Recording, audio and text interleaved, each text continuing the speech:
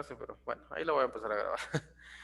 Bueno, entonces esa es una gran diferencia entre venas y arterias. Las venas llevan sangre con poco oxígeno, mientras que las arterias con abundante oxígeno y nutrientes, ¿verdad? Sistema nervioso, lo importante del sistema nervioso es pues su función, obviamente, y recordar que encéfalo no es lo mismo que cerebro, ¿verdad? Cuando hablamos de cerebro, únicamente estamos hablando de una parte del encéfalo, así como nos dice acá, ¿verdad? El encéfalo está compuesto por el cerebro, el cerebelo y el tronco del encéfalo, ¿sí? Entonces, cuando hablamos de cerebro, no es lo mismo que decir encéfalo, ¿verdad? Eso es básico, por favor. También lo compone la médula espinal junto con los nervios espinales, ¿verdad? Ahí sí no hay pierdes. Ya lo que habíamos explicado en esa clase, ¿verdad? El aparato respiratorio. Aquí les pido, por favor, yo sé que tal vez el aparato respiratorio podrá ser muy fácil, pero tal vez yo les hago algunas preguntas en base a números, por ejemplo, cuántas tráqueas tenemos, cuántas laringes, cuántos pulmones, eso, ¿verdad? Entonces, vean que el único que tenemos un par es los pulmones, ¿verdad? Al menos hablando del sistema respiratorio, pues solamente hay un par. Entonces, el tráquea solamente hay uno, laringe hay una nada más. Y alvéolos, pues ahí sí hay muchísimos, ¿verdad? Porque es donde se da el intercambio de gases, ¿sí?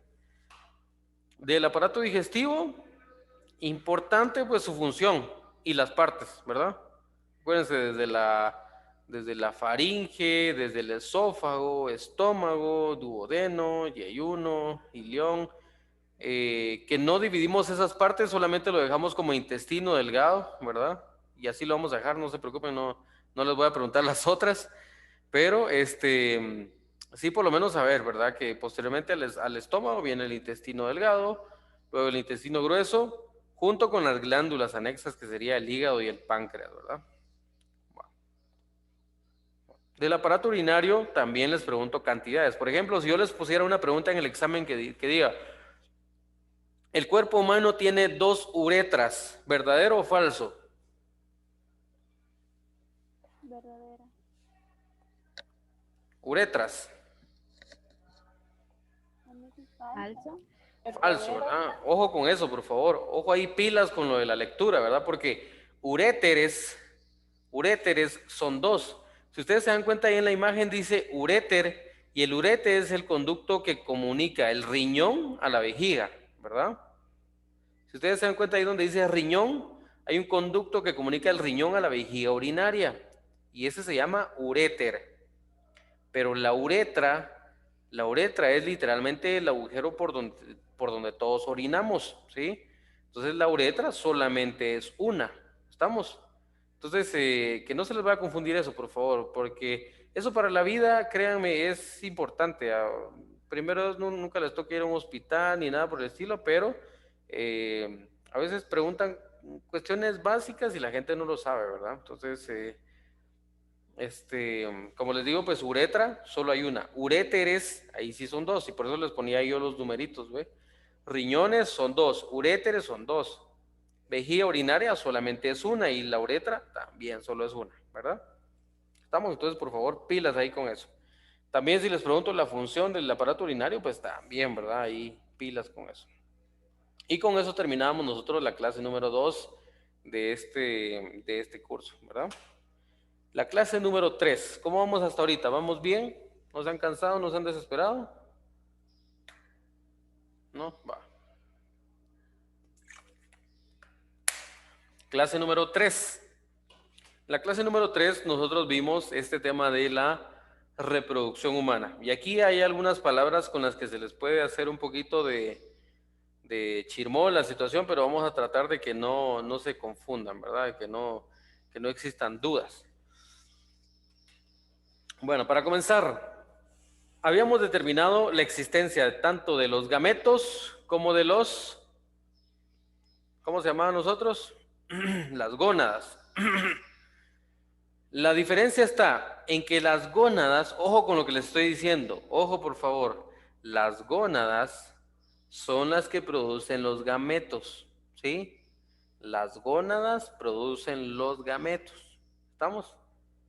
Entonces, las gónadas, si las gónadas producen los gametos, ya sabemos nosotros que las gónadas masculinas son los testículos, perdón, y las gónadas femeninas son los ovarios, ¿sí? Son los órganos que producen los gametos. ¿Y cuál es el gameto masculino? El espermatozoide. ¿Y cuál es el gameto femenino? El El óvulo. óvulo, ¿verdad? El óvulo, exactamente, ¿verdad? Entonces, son conceptos muy, muy, muy importantes que pues, espero que no se les olviden, de verdad, que, que las gónadas producen los gametos. Como ya decíamos, la gónada masculina, los testículos, y las gónadas femeninas, los ovarios, ¿verdad? Los testículos producen los espermatozoides y los ovarios el óvulo, ¿verdad? Madura el óvulo. Bueno, entonces aquí vemos nosotros una imagen de las gónadas masculinas junto con las gónadas femeninas. Ahí vemos justamente los testículos, también vemos los ovarios que ahí están señalados. Veamos esta imagen y si nos damos cuenta hay una especie de conductos, ¿verdad? Que comunican, por ejemplo, los testículos con la uretra, ¿verdad? Y es justamente ese camino el que tiene que pasar los espermatozoides para poder ser expulsados, ¿verdad? También en el caso de los ovarios, veamos que existen las trompas uterinas o las trompas de falopio, que son quienes comunican el ovario junto con el útero, ¿verdad? Entonces, vemos que siempre hay como una estructura de conducto, ¿verdad? De salvoconducto. ¿Estamos? Bueno. La función de la reproducción, pues aquí básicamente generalidad, ¿verdad? No voy a entrar tanto en detalle con lo que ya hemos hablado nosotros. Lo que sí es importante es de que al unirse el gameto masculino con el femenino, si yo les pregunto cuál es el gameto masculino, el espermatozoide o el óvulo. Espermatozoide. El espermatozoide, ¿verdad? Definitivamente, es el gameto masculino. Al unirse el gameto masculino con el femenino, nos producen una célula que se llama cigoto. ¿Sí? ¿No? ¿Estamos bien hasta ahí? Va. Entonces, al unirse el espermatozoide con el óvulo, forman una nueva célula que se llama cigoto, ¿verdad? Ese cigoto va creciendo, y vamos a irnos a la imagen, si ustedes gustan, un poco más gráficos. El cigoto va creciendo y adopta esta forma como de una mora. Por lo tanto, después se llama mórula, ¿verdad? Posteriormente sigue creciendo, pero no en abundancia, sino que solamente en tamaño, y va creando una cavidad en su centro, ¿sí? Si nosotros hiciéramos un corte de la mórula, sería más o menos esto que nosotros vemos acá, como una cavidad en el centro, ¿sí? Entonces, a esa estructura se le llama blástula. Entonces tenemos el cigoto, la mórula y la blástula, ¿sí? Tres estructuras muy importantes, ¿verdad? La que más me interesa que sepan es la del cigoto, ¿verdad? Esa es la que más me interesa que ustedes sepan cómo se llama la estructura que se forma al inicio del embarazo por la unión del espermatozoide con el óvulo, el cigoto. ¿Estamos?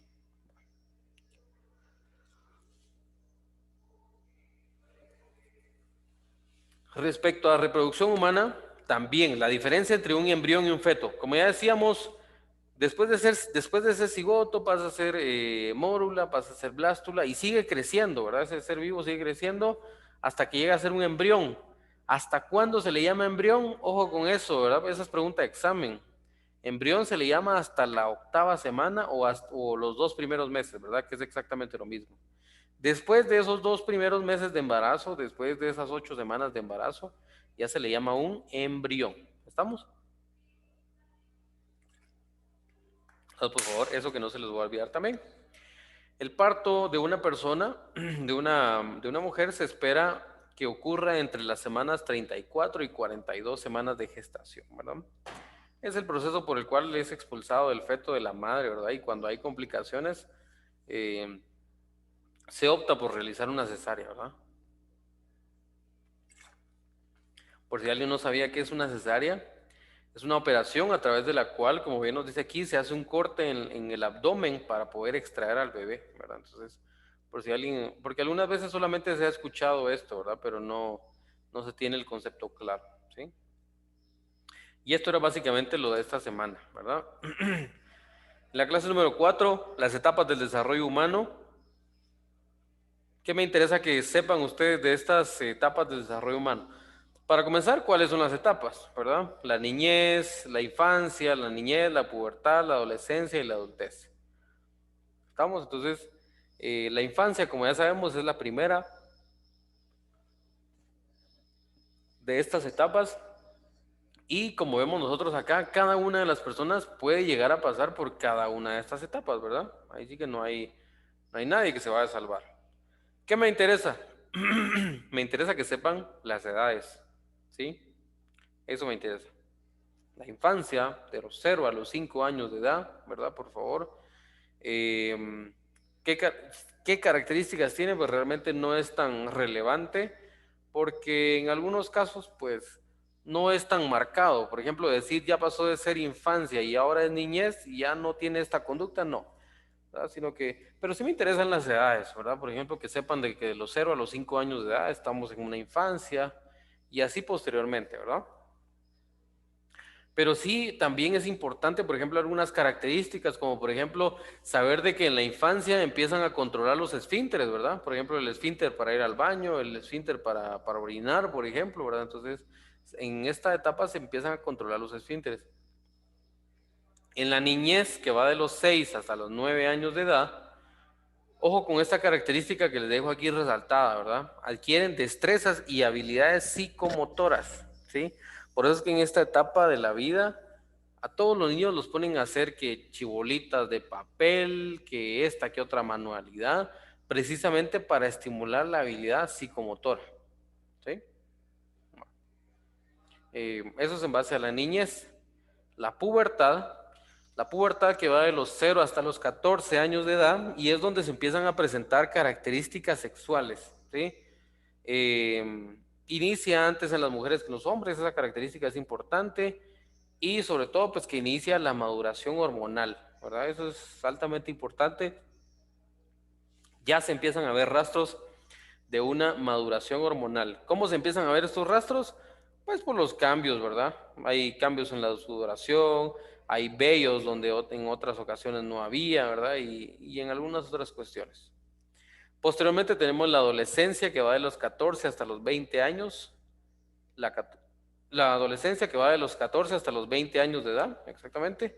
¿Y qué características tiene? Bueno, aparte de todo de todas las características físicas, también que se empieza a dar una sensación de seguridad y responsabilidad, ¿verdad? Principalmente en la mujer. ¿Vamos? Bueno, eso es en base a la adolescencia. Y aquí vemos nosotros pues una imagen, ¿verdad? Donde logramos observar estos cambios. Y la adultez, este cuadrito sí me interesa también que lo sepan muy bien, especialmente las edades. Como ya habíamos dicho, la adultez pues también se divide en varias edades, ¿verdad? Adultez se le denomina a una persona desde los 21 años hasta el final de la vida, ¿verdad? Y también se divide en tres etapas, lo de la adultez temprana, la media y la tardía. La adultez temprana de los 21 a los 40, la media de los 40 a los 65 y la adultez tardía mayor a los 65 años de edad. Bueno, ¿alguna duda aquí hasta dónde vamos? ¿No? ¿Seguros? Bueno, muy bien. Vamos, solo aquí déjeme ver una cuestión, permítame, vamos a ver. Ya vamos a terminar, ¿oye? Vamos a terminar, déjeme ver. Ahí está.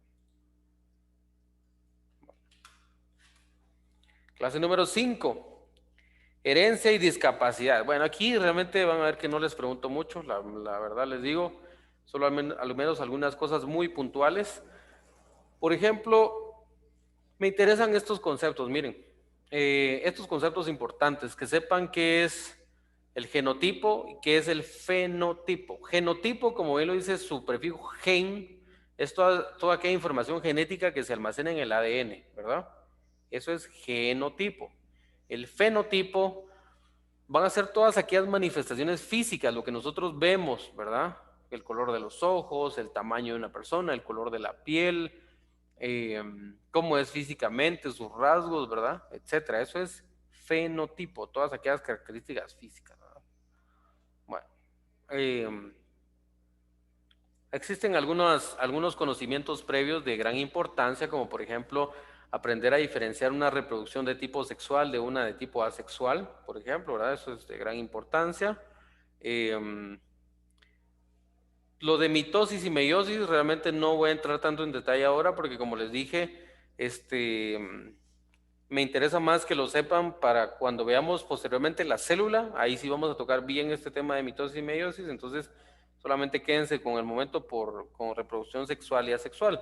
La asexual, como ya hablamos ese día en clase, pues involucra a dos padres, ¿verdad? O a dos lados genéticos, mientras que la asexual solamente a uno, ¿verdad? Entonces es otra diferencia muy puntual en base a estos tipos de reproducción. Bueno, esto sí es importante. Solo analicemos esta imagen, por favor. Analicemos esta imagen bastante rapidito. Vemos aquí una célula, ¿verdad? La célula tiene cromosomas. Ya habíamos dicho, el material genético se almacena en forma de cromosomas adentro del núcleo. Dentro de los cromosomas hay 46 cromosomas o también el equivalente a 23 pares, ¿verdad? De estos 23 pares, 22 pares son somáticos. Esto quiere decir que codifican información para cualquier cosa que no sea características sexuales de una persona, ¿verdad? Mientras que los que codifican información de características sexuales de una persona se llaman los cromosomas sexuales y solamente hay un par. En el hombre tiene un par XY y en la mujer es XX, ¿verdad? Bueno, entonces eso es muy, muy importante, por favor que lo recuerden. ¿Cuál es la carga genética? ¿Cuáles son los cromosomas sexuales del hombre? Si yo les pregunto, es XX, perdón, XY, y la mujer es XX, ¿verdad? ¿Estamos?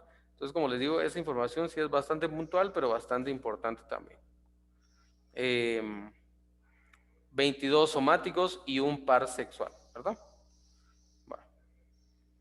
De las alteraciones del desarrollo, pues lo más que les podría llegar a preguntar yo son,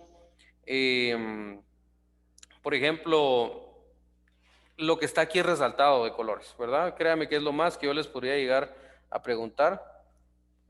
Más características, no, definitivamente que no. Bueno. Y vamos a ver, eso era en base a la clase número 5. Y a la última clase, bueno, la penúltima, porque todavía tuvimos otra, que era la de nutrición, ¿verdad? La clase número 6, que era el tema de salud, por favor. A ver, ¿quién tiene anotado ahí la definición de salud que yo les había dado? ¿Se recuerdan que yo les di una definición de salud?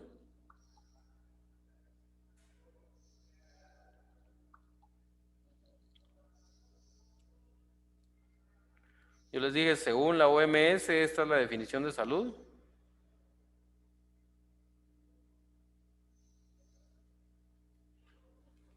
¿Alguien se recuerda? Se las dicté. Va. Si no la tienen, por favor, anótenla. Ese sí es bien importante, por favor. Salud, anoten ahí, por favor. Salud es un estado. La salud es un estado de completo bienestar. La salud es un estado de completo bienestar físico. La salud es un estado de completo bienestar físico, mental y social.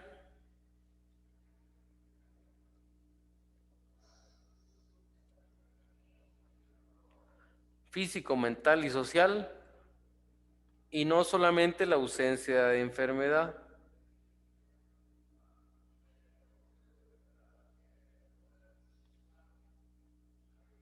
Estoy repitiendo, la salud es un estado de completo bienestar físico, mental y social, y no solamente la ausencia de la enfermedad, ¿verdad? Esta es la definición de salud según la OMS. Entonces, por eso les decía, esta imagen me gustó bastante porque involucra la salud mental y la física. Nos faltaría de alguna manera la salud social también, que es bastante importante, ¿verdad? Y un pilar fundamental. Pero, ¿qué recomendaciones nos da la OMS o nos dan guías internacionales para poder garantizar una adecuada salud familiar? Por lo menos visitar un médico, aunque sea una vez al año, ¿sí? Ya sea que yo me encuentre bien de salud o muy mal de salud, pues visitarlo por lo menos una vez al año, ¿sí? Por lo menos. Esto es porque prevenir es muchísimo mejor, ¿verdad? Si yo podría ser que tenga alguna enfermedad que tal vez no me ha presentado ningún síntoma, pero el doctor me la puede diagnosticar, pues muchísimo que mejor, ¿verdad? Bueno, también se recomienda el visitar a un dentista por lo menos cada 6 meses, ¿verdad? Para evaluación, ¿sí? Y como ya sabemos, pues consejos de alimentación, ejercicio, prevención de enfermedades o accidentes. El oftalmólogo, ¿verdad? Para aquellas personas que tengan problemas de la vista, por lo menos debe de ser frecuentado una vez al año.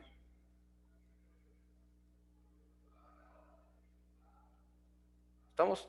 No sé si alguien tiene alguna duda aquí hasta dónde vamos. ¿No? Va. Em, y aquí vemos nosotros esta escala que a nosotros, o esta tabla en la cual es un esquema. Permitamos a ver. Solo permitamos un momentito. Bueno, aquí vemos nosotros este esquema en la cual pues era el esquema de vacunación, ¿verdad? Que yo les dije, pues no es para que se lo aprendan, solamente para que conozcan cuáles son las que se deberían de colocar a una persona pues en cada etapa de la vida, ¿verdad? Sobre todo a los niños pequeños, ¿verdad? Características de la salud física y de la salud mental, ¿verdad? Pero como estas son prácticas que van a favorecer una salud física y una salud mental, ¿verdad? Y pues consejos para una buena salud mental, ¿verdad? Esto es básicamente lo que nosotros vimos respecto a salud y adicciones, ¿verdad? Se recuerdan que vivimos adicciones, el tema de adicciones, principalmente los tipos que hay a las drogas, al tabaco, al alcohol y algunos fármacos, por ejemplo, ¿verdad? Algunas personas que ya son dependientes de esto. Factores que estimulan el consumo de las drogas, ¿verdad? Esto sí es muy importante, por ejemplo, la presión de grupo, un bajo nivel de autoestima, la influencia del entorno social, ¿verdad? Eso básicamente, ¿sí? Entonces, también muy importante esta parte, ¿verdad? Eh, ¿Qué podemos hacer para prevenir las adicciones? Pues todo lo que nos dice acá, ¿verdad? Entonces, respecto a esto, a esta última diapositiva, sí se vio algunas preguntas, entonces, por favor, si les pueden pegar una leidita, pues léanlas, ¿verdad? Para saber cuáles sí y cuáles no. ¿Estamos? No sé si alguien tiene alguna duda hasta aquí, hasta donde vamos. ¿Algún comentario? Y a esto pues hay que agregarle la presentación de nutrición, que fue lo de la semana pasada, ¿verdad? Se recuerdan que vimos macronutrientes, micronutrientes. Decíamos los macronutrientes son 4, los carbohidratos, las grasas, las proteínas y la fibra, mientras que los micronutrientes son las vitaminas y los minerales. ¿Se recuerdan? Que eso fue lo que vimos la semana anterior, ¿verdad? Entonces también habría que agregarle esta parte para el estudio de su examen, ¿oyeron? No sé si alguien tiene algún comentario o algo en particular. ¿Alguna duda?